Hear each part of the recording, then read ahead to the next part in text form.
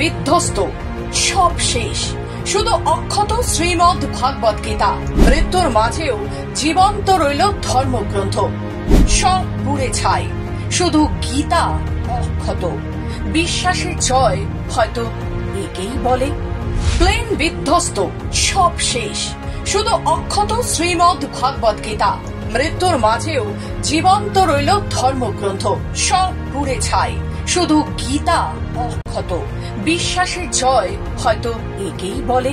আহমেদাবাদের কাছে এয়ার ইন্ডিয়ার বিমানের মর্মান্তিক দুর্ঘটনার পর ঘটনাস্থলে ধ্বংসস্তূপে এক শ্রীমদ ভগবত গীতা সম্পূর্ণ অক্ষত অবস্থায় পাওয়া গিয়েছে। এই ঘটনাকে ঘিরে সামাজিক মাধ্যমে তীব্র আলোড়ন সৃষ্টি হয়েছে।